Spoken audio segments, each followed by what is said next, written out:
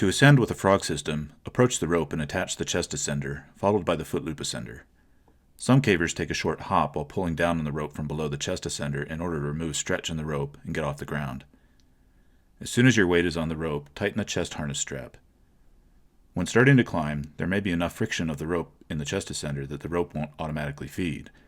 Try to reduce the friction by aligning the rope with the chest ascender so that it runs in a straight vertical line through it. If there is still too much friction, then the rope can be held below the chest ascender while standing. The rope can be held by pinching it between your feet, or a foot ascender can be worn. Usually once you're 10 to 15 feet off the ground, there should be enough rope weight below the chest ascender that the rope should feed without assistance. To ascend, lift the feet while sliding the foot loop ascender up the rope as high as possible. Tuck your legs such that your heels are under your butt, and stand up while trying to keep your weight over your feet. Try to point the toes down slightly. The hands should be used to pull yourself into the rope for balance, but you should resist the temptation to pull up with the arms. The leg muscles are much stronger and should provide most of the power. Overuse of the arms will lead to premature fatigue. As you stand up, focus on keeping the nose and chest as close to the rope as possible. This will help with attaining a more efficient vertical body position. A foot ascender, such as the Petzl-Panton, can also be used, and for many cavers it helps with maintaining a more upright posture, especially when climbing with a heavy pack. When climbing with a traditional sit-stand method, choosing a sustainable climbing rhythm is more efficient than climbing and resting. It takes a little experience to learn how to find the right rhythm. I like to count sit-stand cycles as I climb, and this helps with pacing.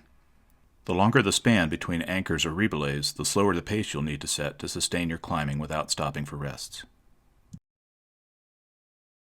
For free-hanging ropes, both foot loops should be used for efficiency, but for ropes that are against a wall, it may be more efficient to keep one foot in the foot loop and keep the other foot free where it can push against the wall or off of small ledges for better balance.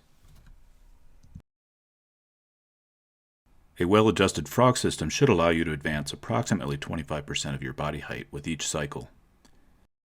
I'm 5 foot 8 inches tall and I get 17 inches of advancement with each cycle. I know from experience that 70 sit-stand cycles translates to about 100 feet of progress up the rope. If using a foot ascender, it is also possible to frog walk where the feet are alternated, such as with the rope walker system.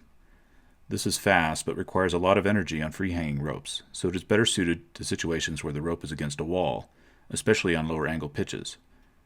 One hand advances the foot loop ascender, and the other hand is usually pressed against the wall for balance.